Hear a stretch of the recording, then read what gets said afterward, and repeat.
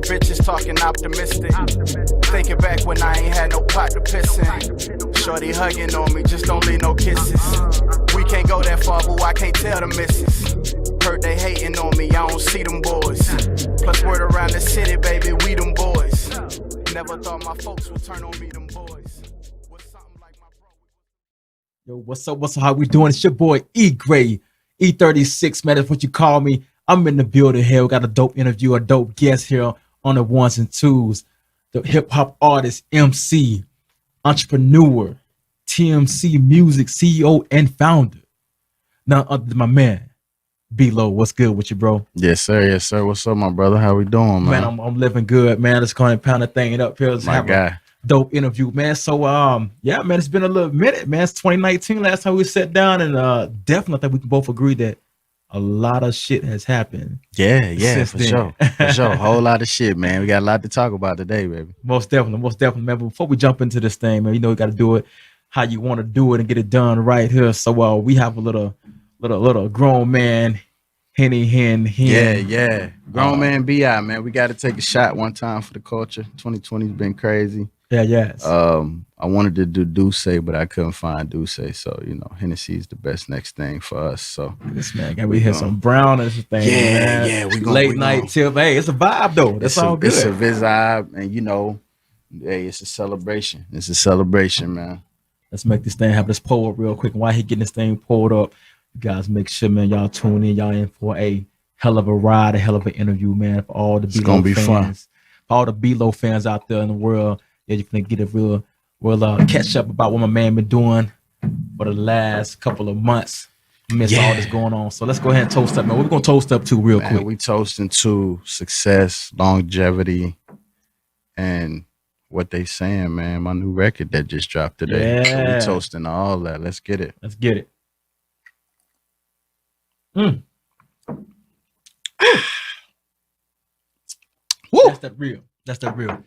Real. So I jump right to see. I ain't do all my shot. I gotta keep this flow going with the interview. So you better have me over here leaning over to the left, to the right, and all that stuff. 100%.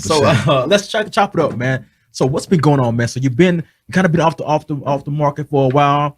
For 2020, of course, for many different reasons. Of course, we know with the COVID and everything going on. So for all the fans out there, man, let's talk about what you've been doing, man. What's been going on with you?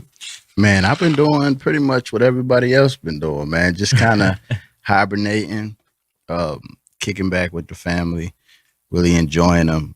Had a new baby boy, so you know, enjoying him and really just recording and knocking out a lot of music, man. It kind of with having to be in the house, it kind of gives you that opportunity to create. You know what I mean? So that's really what I've been doing for the most part.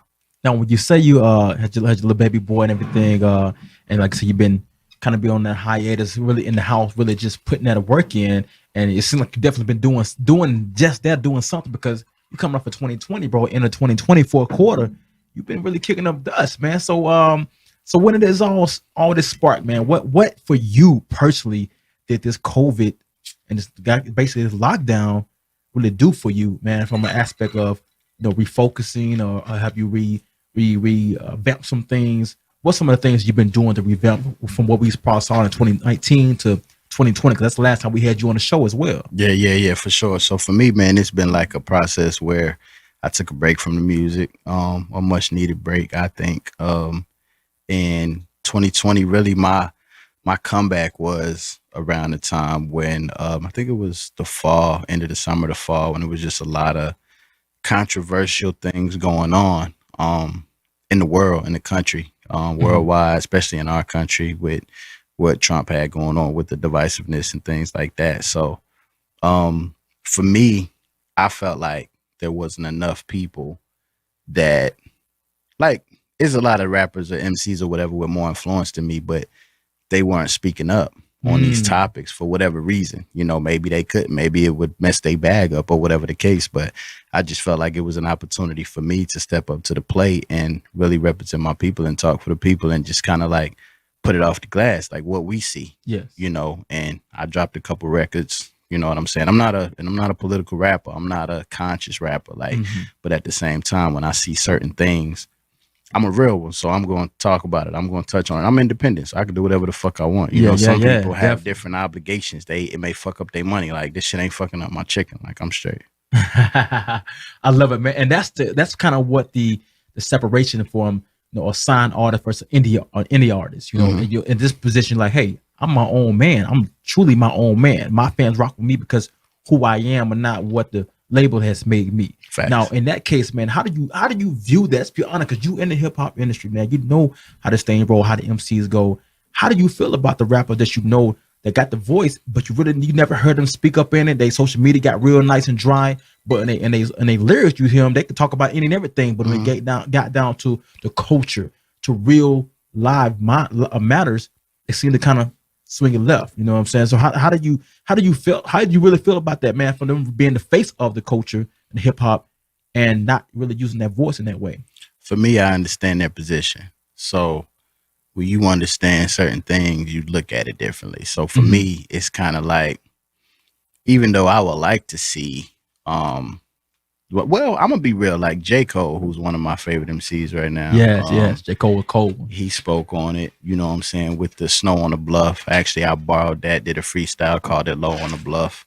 And basically touched on similar topics, but not the same thing. But you got a lot of cats, man, you know, touching on stuff like that could mess with their bag. It could take away sponsorships. It could mess with certain shows. And not too many people, when you get to a certain level, are willing to risk that for the people. You know what I'm saying? You would think like, damn, like, you know what I'm saying? We the ones here for you and buying stuff and woo. But at the same time, that's their way of securing their bag. So by being non-controversial in that matter. Now, they cool with us being controversial if we killing each other or we beefing with each other or something like that. But now when we talking about trying to really bring awareness to certain things like racial injustice or, you know, the agenda that the president was kind of pushing at the time or whatever the case may be, that could affect their bag, because a lot of them get their bag from white people. Yeah.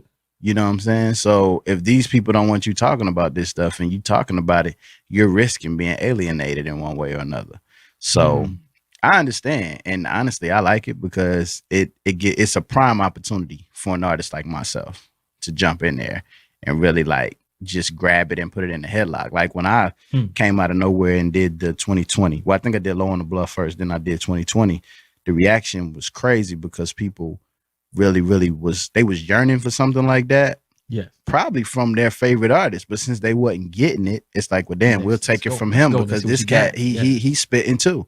You know what I'm saying? And speaking on some real stuff. So I look at it like business. Like, I get what y'all doing, and honestly, I appreciate it because y'all basically throwing me a lob, and you know what I'm saying. You give it, you leaving an opportunity for me to get in here and do my thing and showcase what I got going on and what I'm really about. And with me being at the bottom still, it kind of, you know, it works for me. It works for me. No, speaking of that, man, let's jump right into that. You brought up the 2020 Low on the Bluff, and I can tell you from my standpoint, when I heard it drop, I was like, oh, whoa, okay, yeah.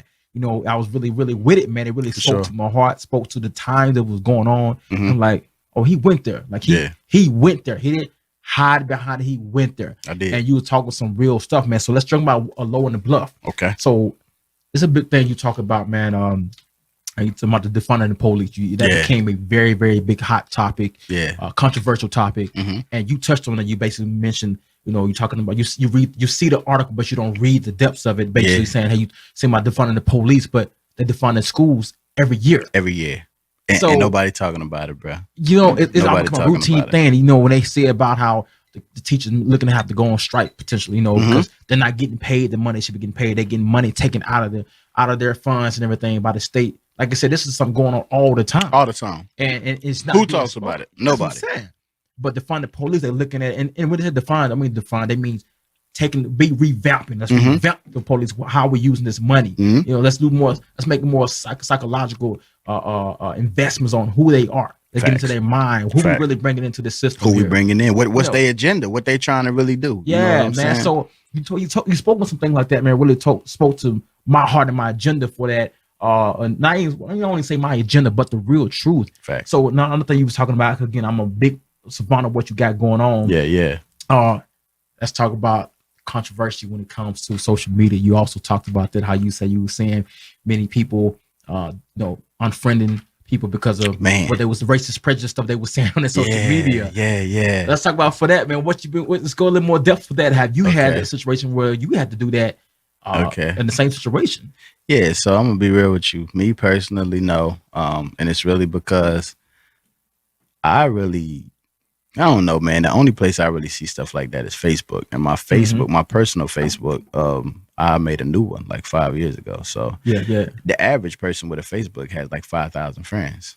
I have like 500 because I don't really accept everybody and let everybody into my world anymore. So for me, it hasn't been a thing, but I talk to people on the constant and I see these posts on the constant with people I went to school with or people that, I've worked with in the past or whatever the case may be. And it's just really sad, man. Like people really, really are beefing over stuff that, just basically people's political views. Like me personally, I don't give a fuck if you like Trump. You know what I'm saying? If you like Trump, that's cool. You know what I'm saying? It is what it is, but it's like what you like in Trump, you're kind of, I dig in, like, what do you like about him? Yeah. You know what I'm saying? Like, I'm gonna grill you out. Like, I'm that nigga that if you fuck with Trump, well, what you fuck with? Oh, well, he's gonna take guns away. Nigga, you really think he got the power? The Democrats are gonna take guns away. He wants to keep guns. So it's like, bro, you really think that these niggas got the power to just walk up in the White House and be like, yo, give me all y'all shit? Everybody. So I'm like, bro, you got to give me more, and they can't give you more. So then he's not gonna raise our take on help with our tax. Yeah. And here's the thing: people talk that tax shit. Who you know making that? You know what I'm saying? Like these motherfuckers ain't 400,000 and above. You ain't finna be getting no assistance. Come on, bro. For your ass. Come on, bro. So I'm like, so, but those people for me are the ones that though. Yes. Do you believe it's true?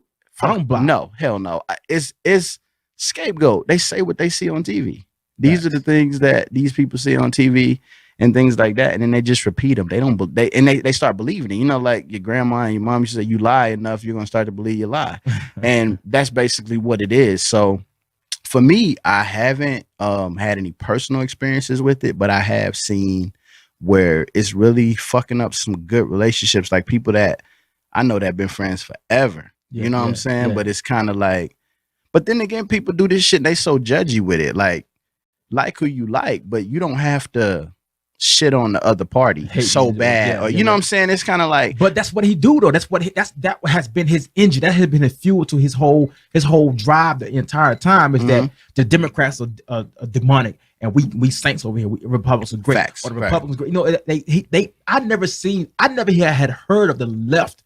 Left is just left wing, right wing. I never really even heard of that before. Maybe because I wasn't into politics and really wasn't paying much attention. But this situation forced you because everybody's saying this, they trying to turn into a socialist and this and all that good stuff. I'm like, bro, there's some Democrats that ain't worth a crap as well. It's some Republicans that ain't worth a crap. It's about your moral ethics and where you stand at the end of the day. Like you said, it became something where it was like I had to experience personally. Because with my background.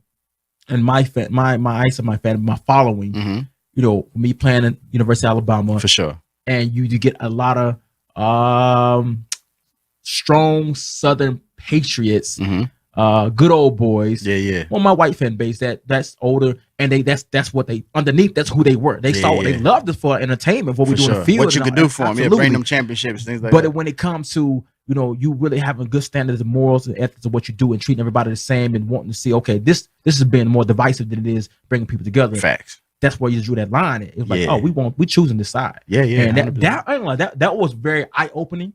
So we talk about everything about 2020. For sure. That shit was eye opening.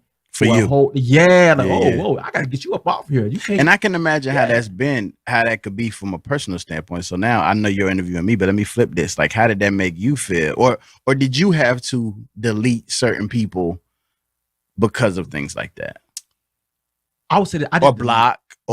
That's most. I block. You know what I'm saying? But for me, I wasn't one that was posting things on my page politically anyway. That wasn't really my whole deal because I'm a person. Let's go get out here and vote. Let's go out here and let's use my platform also to be able to stand up and make my voice be heard on November the 3rd, which we did it 100%. before then, Yeah. which is the biggest thing. For sure. You know what I'm saying? True, So that was my kind of deal, and it really allowed me to kind of sit back and watch. And I kind of seen it for me before then, you know, before even 2020 came in, just when I would put small things about, you know, nothing that really political, but just like, hey, this is stuff going on in the city, or this going on, whatever. And people kind of make themselves known, but it was crazy, man. I like mean, where they stand. There. I remember like getting one inbox. Hey, you know what? I used to be a really big fan of yours. My son had your autograph and everything, but I kind of feel like you're choosing the side or whatever. You know, you're painting against the American way of Trump. Damn. And I don't know if I can really agree with that. Like, when you came up in my inbox, I don't care. Here's the crazy part, right? Not to cut you off, but like people look at that as the American way, right? But if you look into Hitler, you'll see that all Trump did was mimicked him. Like even with "Make America Great Again," a lot of people don't know that was Hitler's slogan, "Make Germany Great Again." You see what I'm saying? So it's one of them things to where the more you know. So even these people I call them closet racists, you know what I'm saying? And they really on this, they want this Aryan brotherhood, whatever, to be supreme. They won't come out and say it, but they'll do stuff like they're all for Trump, no matter what, you know what I'm saying? But then when you ask why, when you dig into it, they don't have nothing besides the generic answers. And it's like, okay, so are you really trying to see a Holocaust? Yeah. Or what are we really trying to do? Because you know, black folks ain't really going for that in 2020. No. So I mean, I don't know, man. But yeah, so let's jump that. I haven't lost any friends, man. You know, I haven't had to block anybody. Like all my white friends, I love them. They show me love. I show them love. It's family. You know what I'm saying? It is what it is. Yo, okay. So you know, since you said that, I have to bring it in because it comes right into a line what you said about the Holocaust. You just released a new joint, and we're gonna come back to 2020. We're gonna jump on that as well. But you released a new joint that just dropped today, December 4th. It's everywhere. Spotify, check it out. Apple Music, hot YouTube, SoundCloud, anywhere you listen to music, you can type in below what they saying, and you're gonna find it. Featuring Shay Wild, my partner. We'll talk about her a little later. So you get in there, you talk about the Holocaust, man. Like I ain't even going. I had some notes, but I'm gonna go ahead and drop it off the head. And I know I'm probably, you know, you kind of correct me where I kind of slip up on the word because, of course, I'm not an MC. I got you. But you talk about they trying to see, they trying to vote him in. They trying to see a Holocaust. Yeah. But then you flip it on here and say, you know, I didn't see him rolling. I didn't see where he came from. So I ain't really trying to hit it. Yeah. You know what I'm saying? I don't see where he came from. I ain't really trying to hit it. So that whole line itself, man, was so slick and smooth. Matter of fact, I'm going to say it because I don't want to mess it up on here. It's cool. So they're trying to vote. They're trying to vote this nigga in and have a Holocaust. I don't get it. I don't see him rolling it up. So I ain't really trying to hit it. Yeah, so, man. That line was stupid, bro. You talked about the Holocaust, man, and you know, and then people like, oh man, well, that's too extreme. No, but that's the whole shock value what you bring. You know what I'm saying? When it comes to lyrics. But you switch it right back up in the same line, man. Talk about how did you piece that together like that, man? That was sick. When you're a master of ceremonies, man, and your pen is nice, you got to kind of finesse it a little bit to where people you want to make people think. Like I'm the type of MC to where I ain't microwave, I'm not Pop-Tart, I'm not for everybody, I'm not everybody's taste, everybody's flavor, and that's fine. You know, I mean, there's a million artists for different people, but for me, like that line is like they're trying to vote this nigga in to have a Holocaust. I don't get it. I ain't seeing rolling up, so I ain't really trying to hit it. So that's such an ill metaphor and how I flipped it because it's very it's like for weed smokers, right? It's like, especially like for niggas like myself, I don't see you roll that up.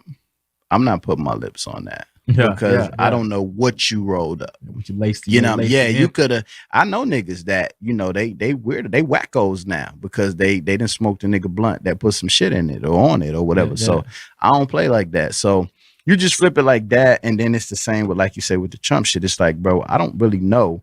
I kind of know what your agenda is, but I don't really know how you coming. So you on some other shit, bro. So I can't really fuck with you. You know what I'm saying? So you kind of roll that all into one. And for people like yourself that's thinkers, y'all gonna pump the brakes on that line and be like, whoa, you know what I'm saying? What did he hold on, let me run that back. What did he, you know what I'm saying? What is he really trying to say there? So, and that's really what it was put in there for, which really it was a natural flow.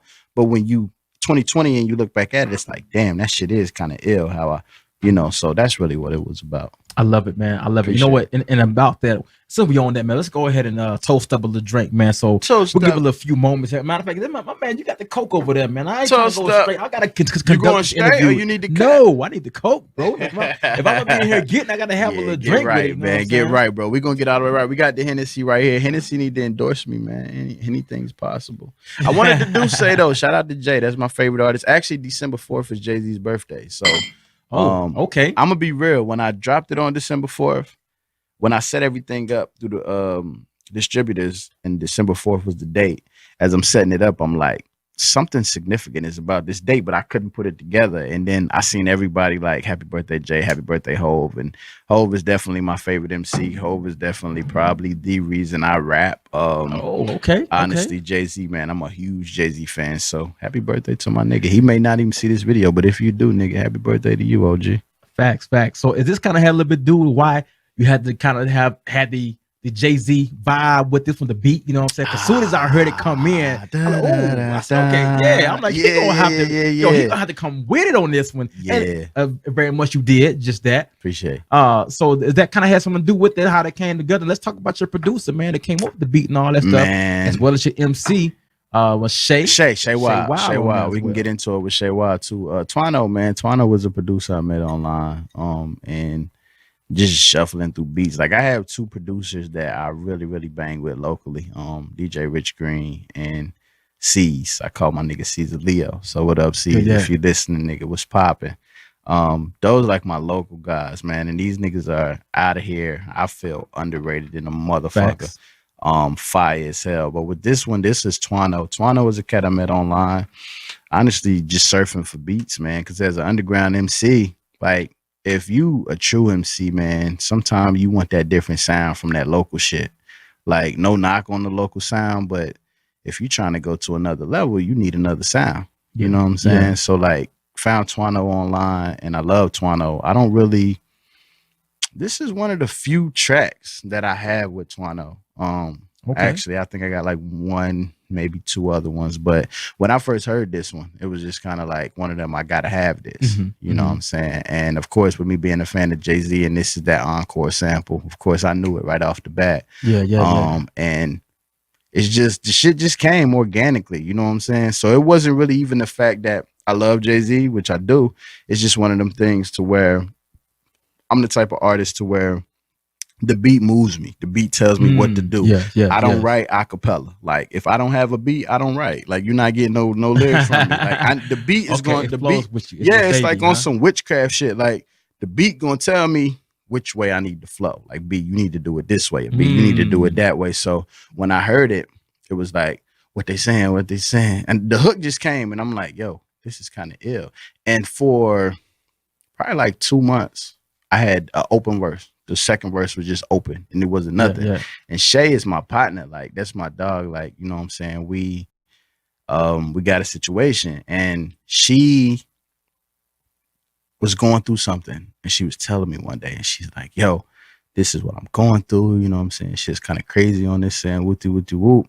And I'm like, you know what? I was trying to debate if I wanted, because when I record, sometimes I have an open verse, and I may come through and fill the verse in myself, or I may wait and just see if something happens organically where somebody fits the mold. And when she was telling me what she was going through, I'm like, yo, I got the perfect record for you to get on and express yourself. You know what I'm saying? Because this is something, Shay is like a non-controversial person. You know what I'm saying? Like, she ain't really trying to be out here on that bullshit. So I'm like, yo, jump on this track, get your rocks off. Let's see what happens. And she's so dope. Like, I ain't hear her verse till we went in the booth. We went in the studio. Like, I ain't hear it. So I'm in there. It's me, Caesar Leo. I got DJ Rich. I got my cousin Amp in there with me.